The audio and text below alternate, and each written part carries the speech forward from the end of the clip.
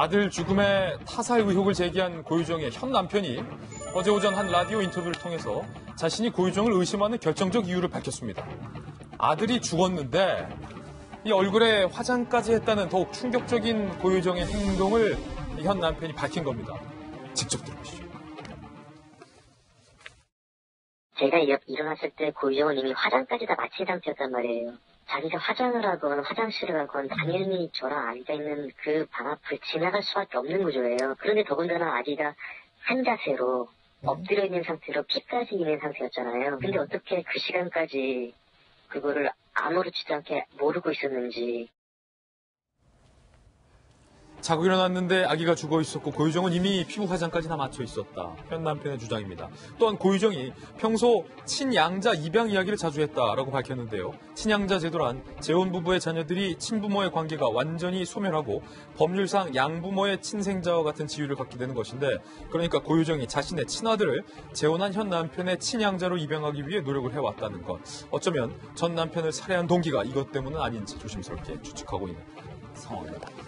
김 장관님, 좀 이 얘기 들으니까 섬뜩하네요. 경찰은 아직 이 의붓아들의 죽음과 관련돼서 어떤 혐의점을 찾지 못하고 있는 상황, 의심만 하고 있는 상황인데, 이 현 남편 입장에서, 그러니까 죽은 아이 아빠 입장에서는 자고 일어났는데 아들이 그렇게 많은 피를 흘리고 죽어 있었는데 부인은 장례식장에도 오지 않은 부인은 얼굴 화장까지 다 맞춰 있었다.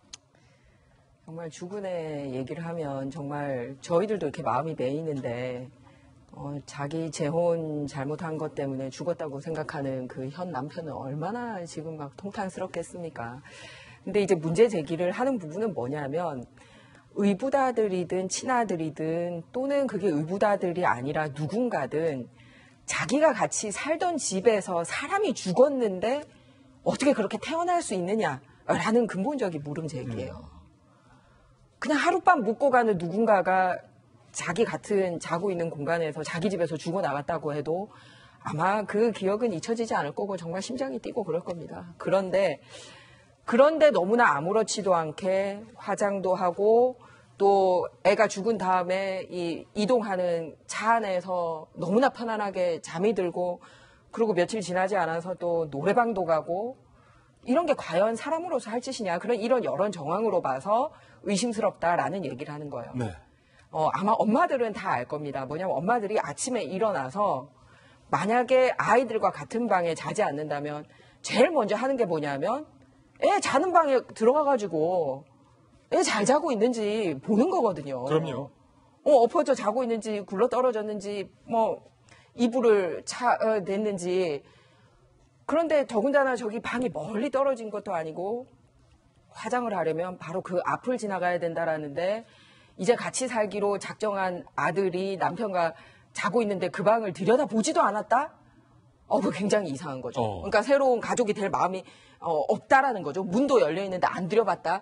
그리고 그 방을 지나서 아침에 일어나자마자 보통의 엄마들이, 화장부터 하는 엄마들이 그렇게 급하게 출근하는 사람 아니고는 많지 않은 걸로 알고 있어요. 맞아요. 그런데 하고 그리고 들여다만 봤으면 그 혈흔을 봤을 텐데, 이런 여러 가지 정황이 너무나 의심스럽고 안타깝다. 그럼 이걸 통해서 우리가 해야 되는 건 뭐냐. 앞으로 무슨 사건이 있든 정말 경찰이 초등수사만 참 잘해서 진실을 밝혀야 된다. 그래서 죄 지은 자는 반드시 벌 받아야 된다. 이거를 우리 국민들에게 알려주셨으면 하는 바람이고, 다시 한번 이 죽은 아들과 이 남편 명복도 빌고 시신은 꼭 남편 시신 찾기를 그렇게 바랍니다. 이번엔 세 번째 하플 주인공을 만나보시죠.